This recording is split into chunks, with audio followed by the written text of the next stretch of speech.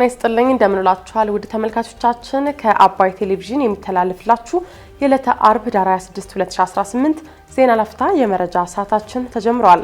የአፍሪካ ህብረት በአማራ ብሔራዊ ክልላዊ መንግስትና በአማራ ፋኖ ህዝባዊ ድርጅት መካከል የተፈረመውን የስምምነት ሰነድ መቀበሉን ማስታወቁን በትናንትናው ዕለት በመቀለ ከተማ የደሞዝ ጥያቄ አለን ያሉ የታጣቂ ቡድን አባላት በክልሉ ጊዜያዊ አስተዳደር ቢሮና በሌሎች ተቋማት ላይ ከበባ ፈጽመው መዋላቸውን የበካይ ጋዝ ልቀታቸውን በማይቀንሱ ተሽከርካሪዎች ላይ የማሽከርከር እግድ ይጥላል የተባለው የክትትል ስራ መጀመሩ መገለጹን ጨምሮ ሌሎች መረጃዎችን ይዘንላችሁ ቀርበናል። ዜናዎችን እየመራው ሀና ፍሳ ከናንተ ጋር ቆይታ አድርጋለሁ። አብራችሁን ቆዩ። የአፍሪካ ህብረት በአማራ ብሔራዊ ክልላዊ መንግስትና በአማራ ፋኖ ህዝባዊ ድርጅት መካከል የተፈረመውን የስምምነት ሰነድ መቀበሉን አስታወቀ።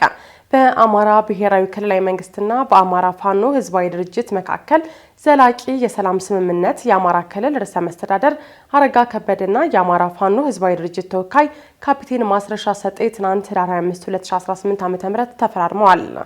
በስምምነት ስነ ስርዓቱ ላይም የአፍሪካ ህብረትና የምስራቅ አፍሪካ የልማት በይነ መንግስታት ባለስልጣን ኢጋድ አመራር አባላት ተገኝተዋል። የአፍሪካ ህብረት ኮሚሽን ምክትል ሊቀመንበር አምባሳደር ሰልማ ማሊካ ሀዳዲ በወቅቱ እንዳሉት በአማራ ብሔራዊ ክልላዊ መንግስትና የአማራ ፋኖ ህዝባዊ ድርጅት መካከል የተደረገው የሰላም ስምምነት ሰነዱን ተረክቧል። የጥይት ድምጽ የማይሰማበት አፍሪካን እውን ለማድረግ የተቀመጡ አህጉራዊ ግቦች እንዲሳኩ መሰል ስምምነቶች ፋይዳቸው ትልቅ መሆኑን ያብራሩት አምባሳደር ሰልማ ማሊካ ሀዳዲ ስምምነቱ ለአፍሪካ ችግሮች አፍሪካዊ መፍትሄ መርህ በተግባር የተረጋገጠበት መሆኑንም አንስተዋል። የአማራ ክልል ርዕሰ መስተዳድር አረጋ ከበደ በግጭት አሸናፊም ተሸናፊም አይኖርም፣ ከሰላም ግን ሁሉም አሸናፊ ይሆናል። ልዩነቶችን በሰላማዊና በዲሞክራሲያዊ መንገድ ለመፍታት ረፍዶ አያውቅም። ዛሬ ከረጅም ጊዜ በኋላ ስምምነት መፈረሙ ለህዝብ ትልቅ እፎይታ ነው ብለዋል። ይህንኑ አንጡራ ሀብት ያወደመ ግጭት፣ ማህበራዊ ምስቅልቅል የፈጠረ ግጭት ለማስቆም ሁነኛ መንገድ የተለምንበት የጀመርንበት ነው። ዛሬ የተዋዋልነው ወይም የተፈራረምነው ለረጅም ጊዜያት ድርድርና ውይይት ሲደረግበት የነበረውና ዛሬ የተቋጨው ጉዳይ በመጀመሪያዎቹ ጊዜያት መካሄድ የነበረበት ወደ ግጭት ከመግባታችን በፊት መካሄድ የነበረበት እና ለህዝባችን በሚጠቅም መንገድ ውይይትና ድርድር መካሄድ የነበረበት እንደሆነ እናምናለን። ነገር ግን ሁለተኛው ትክክለኛ ጊዜ ደግሞ ዛሬ መሆኑን እንገነዘባለን። ከዛሬ በኋላ ግጭትን ለማቆየት ያሰቡ ወንድሞቻችን ቀደም ሲል እንደተባለው በሀገራችን አንድነት፣ በህዝባችን ሉዓላዊነት፣ ጥቅምና ፍላጎት ላይ በድጋሜ አሉታዊ ውጤትን የሚያስከትል ሁኔታ መፍጠርን ያስከትላል። ከግጭት ማንም አያተርፍ። ሁለቱ ተፋላሚ ወገኖችም ሆኑ በዚህ ውስጥ የሚኖረው ህዝባችን በብዙ ጉዳትን ያስከትል ካልሆነ በስተቀር ማንም ከግጭት አያተርፍ። አሸናፊም ተሸናፊም የለም። በግጭትም ተጀምሮ በግጭት የተናቀቀ ጥቅምም መብትም የለም። የአማራ ፋኖ ህዝባዊ ድርጅትን የወከሉት ካፒቴን ማስረሻ ሰጤ በበኩላቸው ከግጭት ምንም የሚያተርፍ የለም፣ ወደ ሰላም መምጣት ግን ቅድሚያ የሚሰጠው አማራጭ ነው። ህዝባችን ከዚህ በላይ ችግሮችን መሸከም አይችልም። ልዩነቶችን በስምምነት መቋጨት አሸናፊነት ነው ብለዋል። እንደሚታወቀው በጦርነት ተጀምሮ በጦርነት ያለቀ ታሪክ የለም። አፍተር ዋር there must be a peace process። ውጊያው ቢቀጥል ከዚህ በላይ ህዝባችን መሸከም አይችልም። በሁለተኛ መንገድ ለኢትዮጵያ ህዝብ፣ ለአፍሪካ ህዝብ፣ አጠቃላይ ለዓለም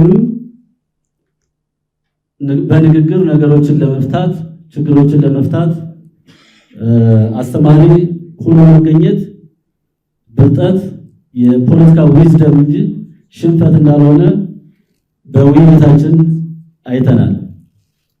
ስለዚህ ይሄ የተነጋገርንበትን እና የተፈራረምንበትን ወደ ትግበራ ሲገባ የተለያዩ መሰናክሎች ሊገጥሙ እንደሚችሉ በማሰብ ሁላችሁም የዓለም አቀፍ ተቋማትም የክልልና የፌደራል መንግስትም ከጎናችን በመሆን በአማራ ክልል ያለውን አሁን የተጀመረውን የሰላም ሂደት እስከሚጠናቀቅ ድረስ እንደምትደግፉን ተስፋ አደርጋለሁ። በስምምነቱ ላይ በአጭርና በረጅም ጊዜ የሚፈቱ ጉዳዮች ዙሪያ የጋራ መግባባት ላይ መደረሱም ተጠቁሟል።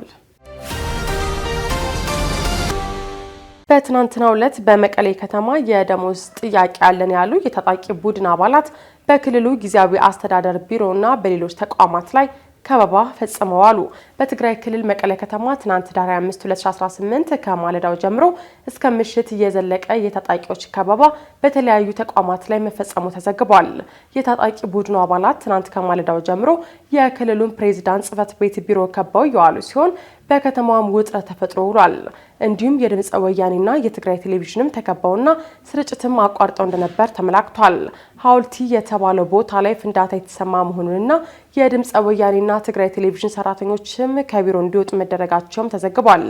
እስከ ምሽት 3 ሰዓት ድረስም የፕሬዝዳንቱ ቢሮ ተከቦ እንደነበረና የክልሉ ጊዜያዊ አስተዳደር ምክትል ፕሬዝዳንት አቶ አማኑኤል አሰፋ የመሩት ስብሰባ ሐውልቲ በተባለው አዳራሽ መካሄዱን ደግሞ ቢቢሲ ዘግቧል። ሆኖም ግን በስብሰባው የተደረሰበት ውጤት ስለመገለጹ የተባለ ነገር የለም። በተጨማሪም በስብሰባው ላይ የክልሉ ጊዜያዊ አስተዳደር ፕሬዝዳንት ሌተናል ጄኔራል ታደሰ ወረደ አለመገኘታቸውም ታውቋል። የህወሓት ቡድን ወደ ተሃድሶ እንዳይገቡ ሲያደርጋቸው የኖሩት እነዚህ ታጣቂ ቡድን አባላት የደሞዝ ጥያቄን ይዘው ከነመሳሪያቸው ወደ ከተማ መግባታቸውን የተገለጸው ይህንን የታጣቂዎችን እንቅስቃሴም ተከትሎ በከተማዋ የትራንስፖርት እንቅስቃሴ ተገድቦ እንደነበርም ታውቋል። ቲክቫ ኢትዮጵያ አነጋገርኳቸው ያላቸው የከተማዋ ነዋሪዎች ህዝቡ በክልሉ ላይ ያለው ሁኔታ ሰለቸን ካለቆየ የክልሉን መሪዎች ይበቃቸዋል እያለ ነው ብለዋል። ከዚህ ቀደም በክልሉ የታጠቁ ቡድኖች ተቃውሞ አስነስተው መንገድ ዘግተው እንደነበር ይታወሳል።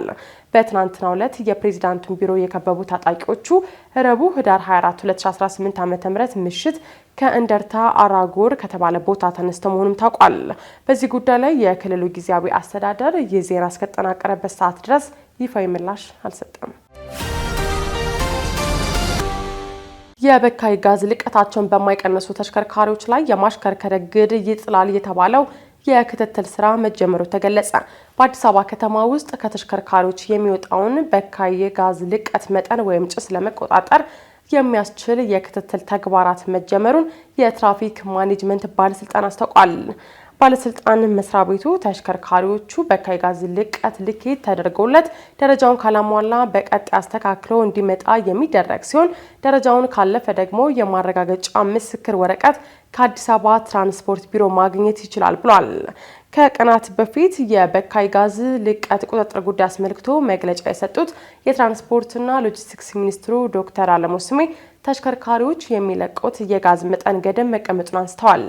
በተለይ ያረጁ ተሽከርካሪዎች የበካይ ጋዝ ልቀታቸውን እንዲቀንሱ ጭሱን እንዲቀንስ የሚያደርግ ቴክኖሎጂ መጠቀም እንዳለባቸው፣ ይህንን የማያደርጉ ከሆነ ግን እንዳያሽከረክሩ እንደሚታገዱ ተናግረዋል። በተለይም ለረጅም ጊዜ ያገለገሉና ሞተራቸው ያረጀ ተሽከርካሪዎች የሚለቁት በካይ ጋዝ ከፍተኛ በመሆኑ ካላስተካከሉ እንደሚታገዱ አስታውቀዋል። መንግስት የነዳጅ ተጠቃሚ ተሽከርካሪዎችን ዜሮ ማድረግ ሙሉ በሙሉ እንዳይኖሩ ማድረግ ሳይሆን የሚለቁትን ጋዝ ነው መገደብ የፈለገው ሲሉም ተናግረዋል። በመሆኑም የሚለቁት የበካይ ጋዝ መጠን ከተቀመጠው ስታንዳርድ በልጦ ክልከላ እንዳይጣልባቸው ቴክኖሎጂውን መጠቀም ወይም ወደ ታዳሽ ኃይል ወደ ኤሌክትሪክ አሊያም የተፈጥሮ ጋዝ መቀየር እንዳለባቸውም አሳስበዋል።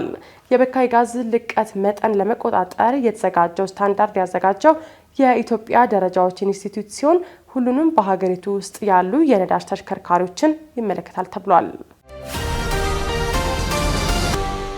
ፑቲን የዩክሬን ወታደሮች ምስራቃዊ ዶንባስን ካለቀቁ የሚካሄደው ጦርነት ሊቆም እንደማይችል ተናገሩ። የሩሲያ ፕሬዝዳንት ቭላዲሚር ፑቲን የዩክሬን ወታደሮች ምስራቃዊ ዶንባስን መልቀቅ እንዳለባቸው አስጠንቅቀው ይህ ካልሆነ ግን በዩክሬን ውስጥ የሚካሄደው ጦርነት ሊቆም እንደማይችል ይፋ አድርገዋል። ፑቲን የዩክሬን ወታደሮች እነዚህን ግዛቶች ለቀው ይወጣሉ ወይም በኃይል ነፃ እናወጣቸዋለን ሲሉም ተሰምተዋል። የፑቲን አስተያየት የተሰማው ፕሬዝዳንት ዶናልድ ትራምፕ የአሜሪካን የሰላም እቅድ ተደራዳሪዎች በሞስኮ ከተደረገ ውይይት በኋላ የሩሲያው መሪ ጦርነቱን ማቆም ይፈልጋሉ ብለው መግለጻቸውን ተከትሎ ነው። የአሜሪካ የመጀመሪያው የሰላም እቅድ አሁንም በዩክሬን ቁጥጥር ስር ያሉ የዶንባስ ቦታዎችን ጨምሮ ለፑቲን ለማስረከብ ሀሳብ ቢቀርብበትም የዊትኮፍ ቡድን በሞስኮ አዲስ ሀሳብ ማቅረባቸው ታውቋል። ፑቲን በደልሂ ከሚያደርጉት ይፋዊ ጉብኝት በፊት ከኢንዲያ ቱዴይ ጋር በነበራቸው ቃለ ምልልስ ላይ በዊትኮፍ እና በጃሬድ ኩሽነር የቀረበውን አዲሱን እቅድ እንዳላዩ ተናግረዋል። ለዚህም ነው እያንዳንዱን ነጥብ መከለስ የነበረብን፣ ይህም ረጅም ጊዜ ፈጅቷል ሲሉ ፕሬዚዳንቱ ተናግረዋል። ሞስኮ ከአንዳንድ የአሜሪካ ሀሳቦች ጋር እንደማትስማማም ተናግረዋል። አንዳንድ ጊዜ ስለዚህ ጉዳይ መወያየት እንችላለን ብንልም ላንስማማበት እንችላለን ሲሉም ፑቲን ተናግረዋል። ሞስኮ 85 በመቶ የሚሆነውን የዶንባስ ክፍል ትቆጣጠራለች። የዩክሬን ፕሬዚዳንት ቮሎዲሚር ዜሌንስኪ ግዛታቸውን መልቀቅን እንደማይቀበሉት ገልጸዋል። በሩሲያ ኃይሎች የተያዙት የዩክሬን ግዛቶች ጣፈንታና የዩክሬን የደህንነት ዋስትናዎች ዋነኞቹ አከራካሪ ነጥቦች ናቸው። ሩሲያ ማንኛውንም የተኩስ አቁም ስምምነት በተደጋጋሚ አቋርጣ ተጨማሪ የዩክሬን ግዛት ለመያዝ ትፈልጋለች ስትል ዩክሬን ትከሳለች። ዩክሬን ማንኛውንም ስምምነት ለዩክሬን ጠንካራ የደህንነት ዋስትናዎችን ሊሰጥ ይገባል ስትል ለረጅም ጊዜ አጥብቃ ስትጠይቅ ቆይታለች። የዜና ላፍታ የመረጃ ሰዓታችን የተከታተላችሁትን ይመስል ነበር። አብራችሁን ስለቆያችሁ ከልብ እያመሰገን በያላችሁበት መልካም ቀን